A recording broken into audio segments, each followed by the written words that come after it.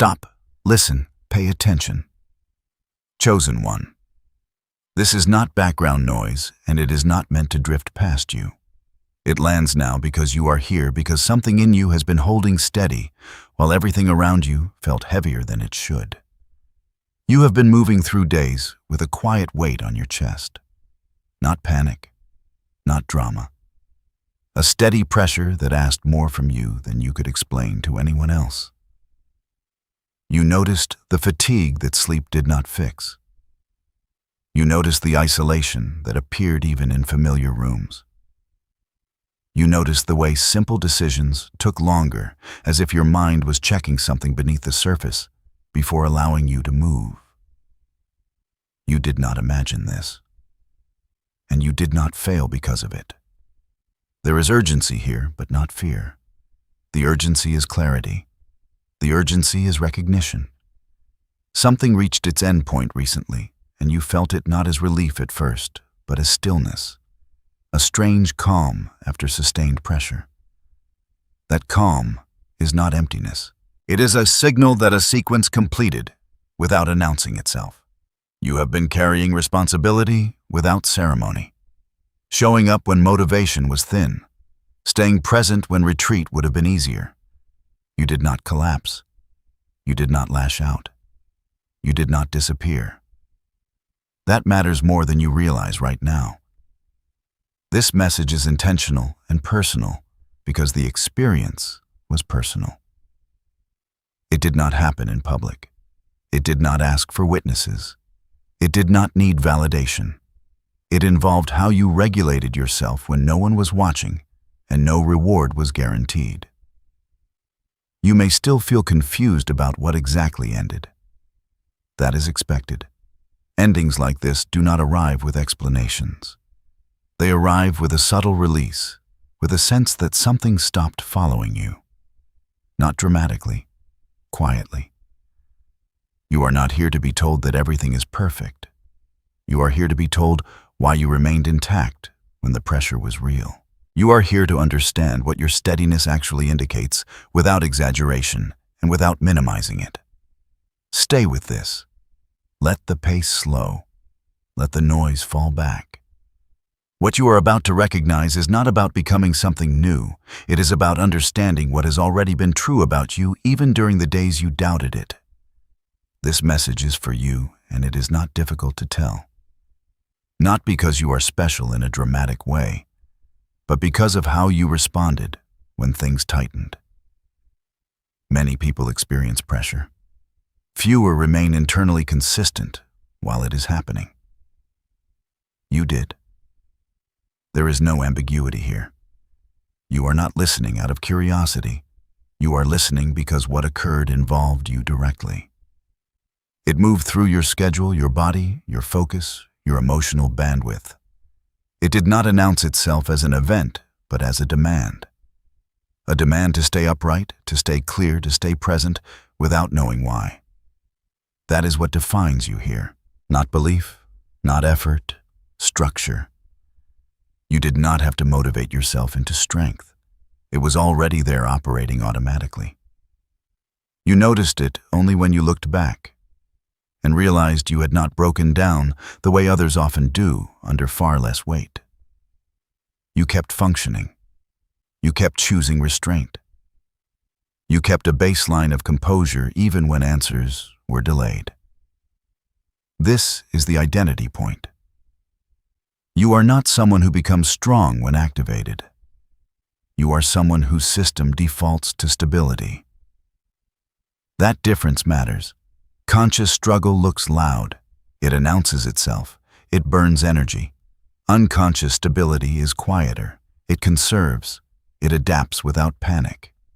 You may have thought you were barely holding it together. From the inside, it often feels that way. From an objective view, you were regulated. You adjusted without collapsing your values. You did not abandon yourself to escape discomfort. You stayed coherent. This is why this message is for you and not for everyone.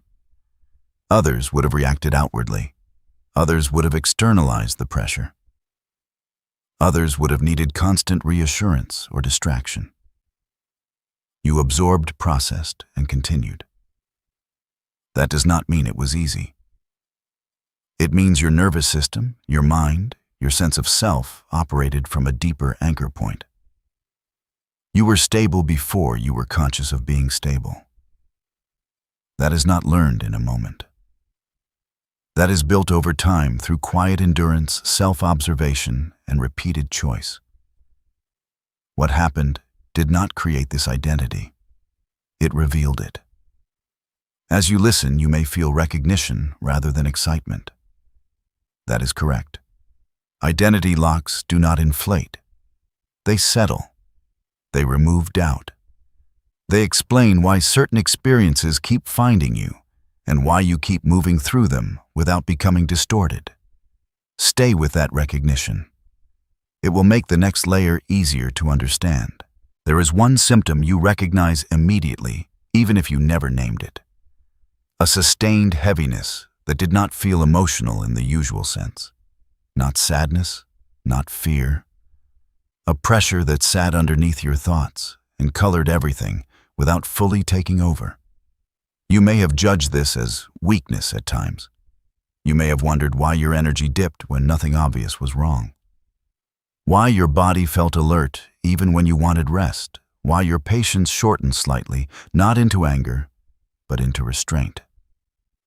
That judgment was misplaced. This was not a flaw. It was a signal. When systems transition under load, they often produce sensations that feel personal, but are structural. The mind interprets them as problems because it prefers clear causes. But what you experienced was your internal regulation working overtime. Your attention narrowed. Your sensitivity increased. Your tolerance for noise decreased. These are not symptoms of failure. They are indicators of compression and adjustment. You were not losing capacity. You were reallocating it. The fatigue you felt was not depletion. It was conservation. Your system was prioritizing stability over expansion. That is why distractions lost their appeal. That is why superficial conversations felt heavier than usual. You were not withdrawing because something was wrong. You were orienting inward because something required integration. Even the moments of confusion served a function. Confusion appears when old frameworks are insufficient, but new ones are not yet conscious. You were between explanations. That space is uncomfortable, but it is precise. It prevents premature conclusions. It keeps you from assigning meaning too quickly and distorting the outcome. You may have noticed physical signals as well. Tension in the jaw, pressure behind the eyes, a subtle vigilance in the chest. These are not signs of threat. They are signs of readiness without urgency. Your body stayed prepared without triggering alarm. That balance is uncommon. What matters is this. You did not spiral. You did not catastrophize. You did not collapse into avoidance. You noticed the sensations and kept moving. That tells you something important about how your system handles transition. Self-judgment would have turned these signals into problems. You did not do that even when you briefly questioned yourself. You stayed observant. You stayed functional. You allowed the experience to exist without demanding immediate relief. That is maturity in action, not in theory. As this continues, you will see how these signals connect to pressure that was not random and not internal in origin.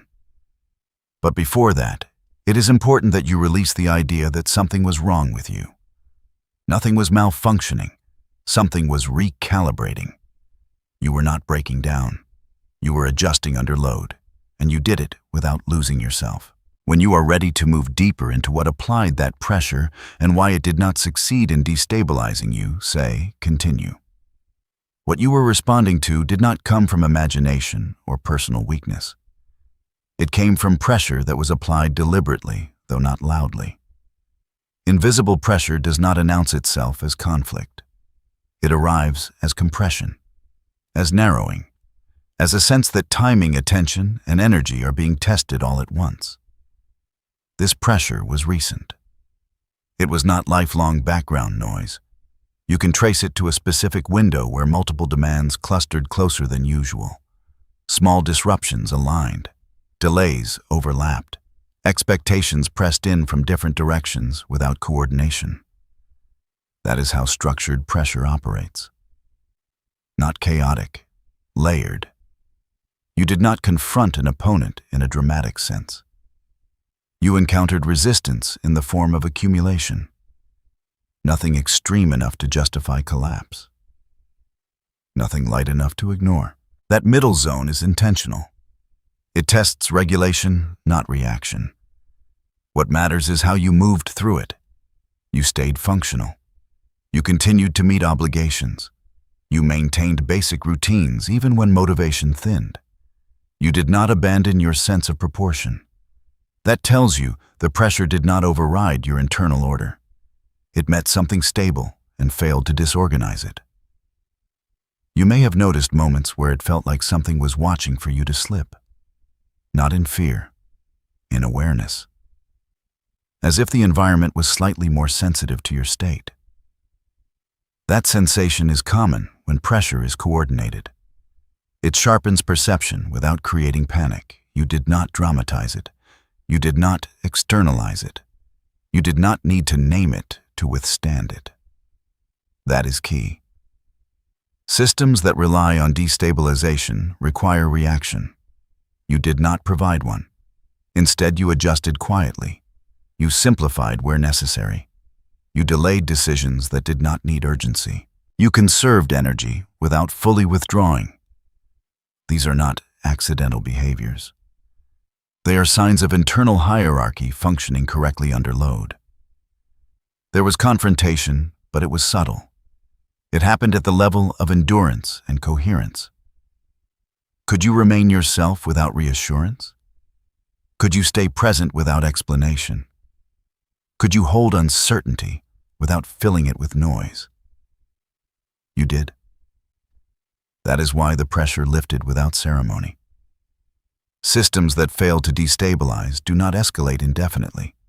They disengage. Not because they were defeated in a visible way, but because there was nothing to work with. No overreaction, no fragmentation, no loss of self-command. You may still feel the residue, a slight tiredness, a quiet after-effect. That is normal. Recovery follows compression. But notice this. The pressure ended without taking anything from you. No values lost, no clarity stolen, no identity shaken. That is not luck.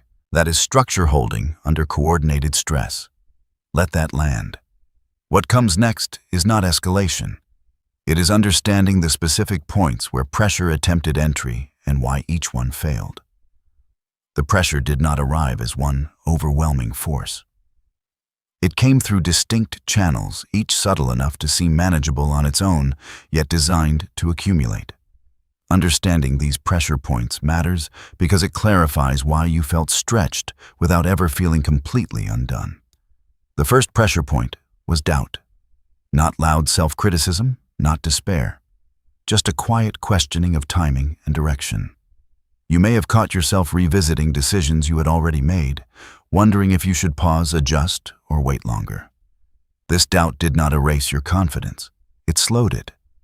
And instead of panicking, you allowed the questions to exist without letting them steer you. You did not rush to correct imagined mistakes. You held your course while observing. That is regulation.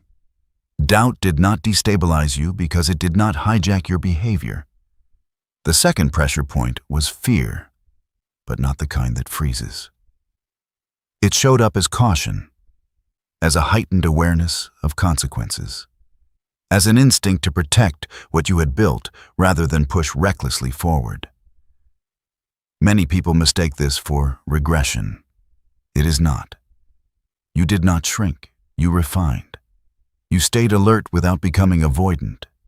Fear tested whether you would abandon your center for false safety. You did not. You adjusted your pace, not your direction. The third pressure point was energy drain. This is where many systems collapse.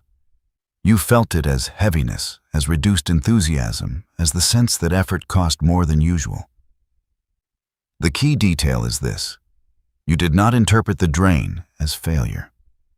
You did not shame yourself for needing rest. You instinctively conserved. You reduced unnecessary output. You prioritized essentials. That decision protected your core stability. Energy loss becomes dangerous only when it is ignored or dramatized. You did neither.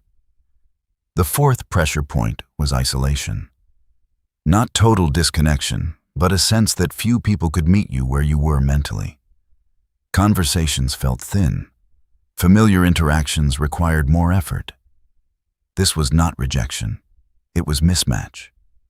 And instead of forcing connection or withdrawing completely, you tolerated the gap. You stayed present without demanding resonance from everyone. That prevented resentment and self-distortion. You allowed solitude to be temporary and functional. The fifth pressure point was delay. Things took longer than expected. Responses slowed. Progress felt paused just before resolution. This tests impatience more than strength. Delay tempts people into premature action or emotional reaction. You resisted both. You did not force outcomes. You did not interpret waiting as stagnation. You allowed timing to unfold without collapsing into frustration. That restraint kept your system aligned. Across all of these points, notice what you did not do. You did not catastrophize. You did not abandon your values. You did not seek external validation to stabilize yourself. You regulated internally. You trusted your baseline. You stayed coherent. This is why the pressure failed. It relied on cumulative disruption. It required at least one entry point to trigger imbalance. Doubt needed panic. Fear needed avoidance. Fatigue needed denial. Isolation needed bitterness. Delay needed impulsivity. None of those were supplied. Instead, each pressure point met containment. You allowed sensations without letting them dictate identity. You adjusted behavior without abandoning self-command. You remained flexible without losing structure. That is not accidental. That is not personality. That is trained coherence. It comes from previous experiences where you learned to stay present under stress without turning against yourself. It comes from internal trust built over time, often invisibly. By the time the pressure reached its peak, there was nothing left to exploit. You had already adapted. That is why the end felt quiet. No explosion, no dramatic relief, just a subtle sense that something stopped pressing. This breakdown is not meant to glorify endurance. It is meant to show you how your system works. Once you see that you stop fearing similar experiences, you recognize the pattern, you trust the process. Let that understanding settle. The next step is to look back and confirm what you already sense. That this was not coincidence. That your stability was real. And that it has implications for how you move forward. Now, you are in a position to review what occurred without being inside it. Distance changes interpretation. What felt like endurance at the time now reads as consistency. What felt like uncertainty now reads as measured restraint. This is the confirmation phase, and it is quieter than people expect. When you evaluate the sequence honestly, you see that nothing about it was random. The timing was precise. The pressure increased when you were already carrying responsibility. It tested multiple areas at once, but never exceeded your capacity. That pattern rules out coincidence. Random stress overwhelms or dissipates. This did neither. It calibrated. You did not rely on luck to get through it. You relied on coherence. Your thoughts stayed aligned with your actions. Your emotions were acknowledged, but not obeyed blindly. Your body signaled strain, and you responded with adjustment rather than denial. That triad matters. When mind, emotion, and behavior remain linked under pressure, stability is not accidental. You may notice something else in hindsight. There was no moment where you lost yourself. No sharp deviation from your values. No point where you became someone unrecognizable just to escape discomfort. Many people measure success by outcomes. This experience measures success by integrity of process. You stayed you. It is important to remove explanations that reduce this to chance or personality. This was not optimism. It was not stubbornness. It was not emotional suppression. You were responsive, not rigid. You felt the weight and still chose proportion. That is a skill set whether or not you ever named it that way. You also did not dramatize your experience to make sense of it. You did not need an external narrative to hold yourself together. You trusted internal signals enough to wait for clarity instead of forcing meaning prematurely. That patience prevented distortion. It kept your self-image intact while information caught up. This is where many people misunderstand resilience. They think it looks like intensity. It rarely does. It looks like quiet continuity, like doing ordinary things under extraordinary internal load without broadcasting the effort. That was you. As you confirm this, something settles. The need to replay the experience fades. You do not need to prove what you survived. You do not need validation. The confirmation is internal. You recognize the pattern, and recognition replaces doubt. This matters because once something is confirmed internally, it stops draining energy. You no longer question whether you imagined it or mishandled it. You know what happened. You know how you responded. That closes the loop. What remains is not pride. It is clarity. And clarity changes how you interpret future pressure. You stop asking, "What is wrong with me?" and start asking, "What is this asking of me?" That shift alone preserves stability. You are now ready to understand how uncommon this response actually is, not to elevate you, but to contextualize it accurately. To understand what this reveals about you, it helps to compare it with what is typical without judgment and without exaggeration. Most people do not collapse because they are weak. They collapse because their systems are not built to hold sustained ambiguity and layered pressure at the same time. Under far less strain than you carried, many lose focus. They externalize blame. They seek distraction to avoid discomfort. They react impulsively just to feel movement again. None of that happened with you. You stayed present. That is the distinction. Presence under pressure is rare because it requires tolerance for uncertainty. It requires the ability to feel discomfort without immediately converting it into action or story. Many people need constant emotional resolution. When it does not arrive, they create it. You did not. This does not make you superior. It makes your internal structure uncommon. Common reactions include escalation or withdrawal. You chose neither. You continued functioning without numbing yourself and without dramatizing your experience. That middle path is difficult to maintain. It demands self-trust and restraint operating together. Another common response is fragmentation. People compartmentalize to survive. One part of them pushes forward while another disengages. That split costs energy. You remained integrated. Your actions matched your values. Your internal dialogue remained coherent. That reduces long-term wear and tear. It is also common for people to require external reassurance to stabilize themselves.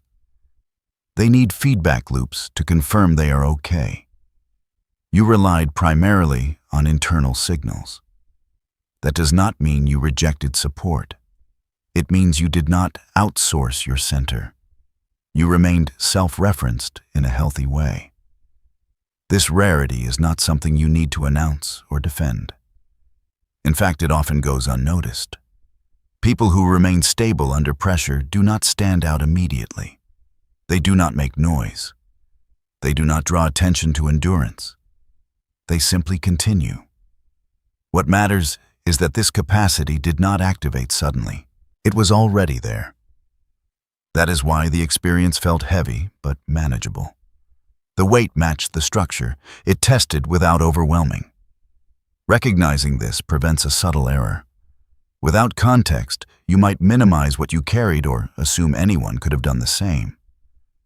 That is not accurate. Many would have been destabilized. Many would have made decisions they later regretted. Many would have lost themselves temporarily. You did not. This is not an identity to perform. It is a baseline to respect. Knowing this helps you calibrate future expectations. You stop measuring yourself by how loudly you struggle. You measure by how steadily you remain aligned. As this settles, the final clarification becomes possible. Not about power, not about superiority, but about what kind of person you are when no one is instructing you what to do. What becomes clear now is simple and grounded. Your strength is not something you turn on. It is the way you are organized. It is the default state you return to when things become uncertain. This matters because activated strength is reactive.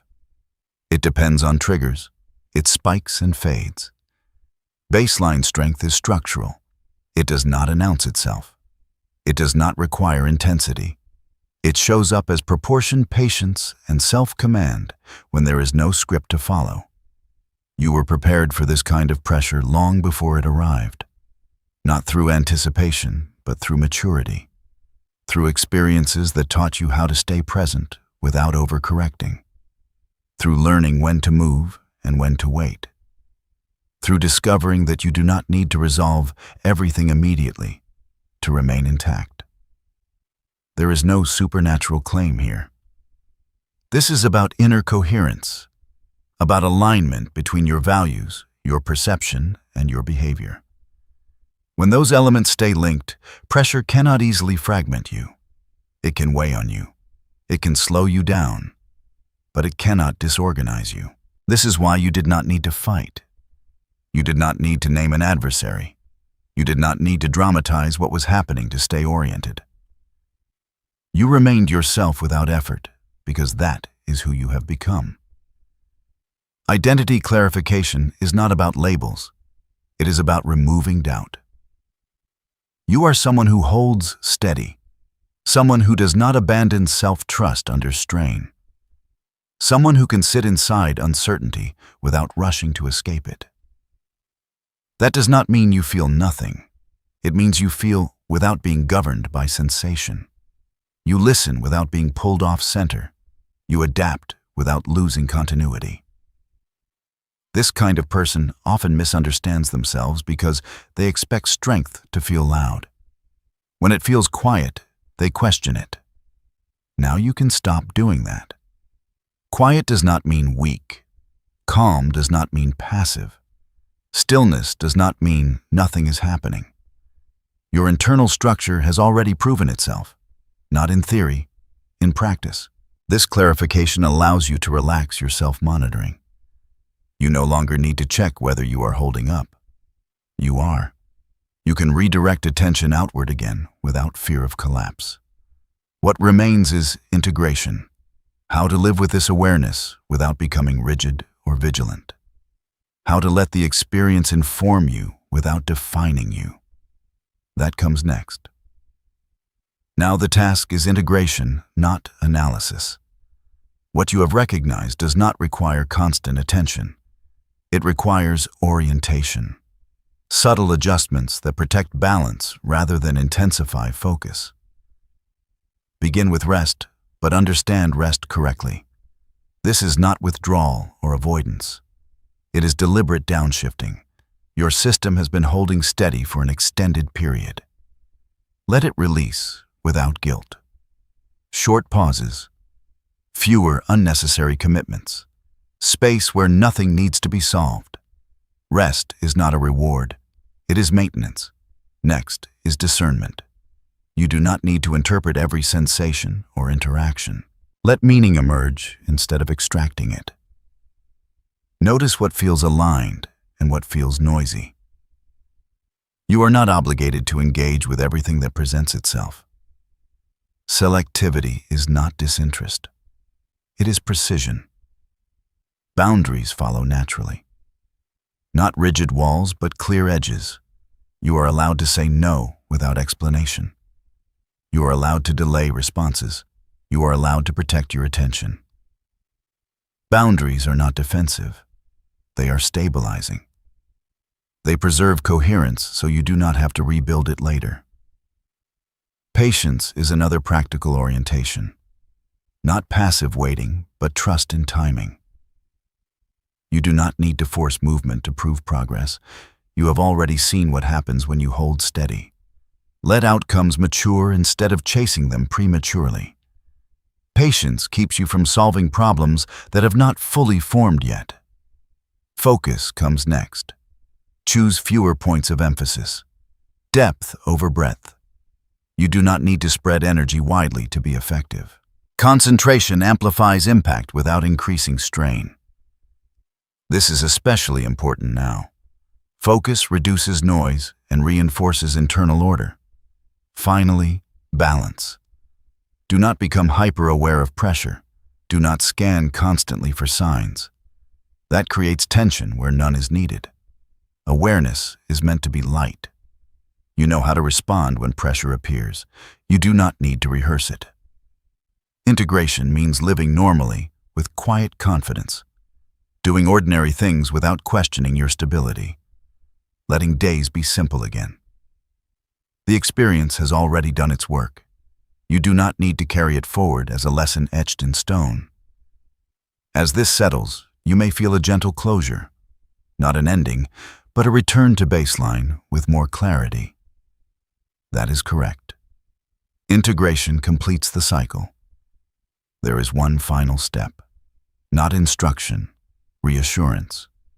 You are steady now and you do not need to hold yourself together anymore. What needed to pass has passed. What needed to prove itself already has. You are not behind. You are not exposed. You are not being tested further in this moment. Let that reassurance settle without argument. What you discovered is simple at its core. You remained coherent under pressure. You did not lose yourself. You did not fracture your values. You did not become smaller to survive. That realization does not need repetition. It needs acceptance. You are allowed to trust your baseline. You are allowed to move forward without scanning for danger. You are allowed to feel calm without waiting for the other shoe to drop. Nothing is lurking that you failed to notice. The quiet you feel now is not a pause before impact. It is resolution. Hold these affirmations gently. You do not need to repeat them loudly. You are stable even when things are unclear. You remain yourself under pressure. You can trust your internal order. That is enough. There is no call here to change who you are or to adopt a new identity. The only invitation is to remember. Remember how you moved. Remember what you did not lose. Remember that steadiness does not require force. If this recognition landed for you, mark it in a simple way. Comment 777 or write "I remember" below. Not for visibility, for anchoring. Small acknowledgments reinforce clarity. If you choose to stay connected, subscribe so you can continue this line of understanding without noise or exaggeration. What comes next will not be louder. It will be clearer, and it will meet you where you already are. You are not late.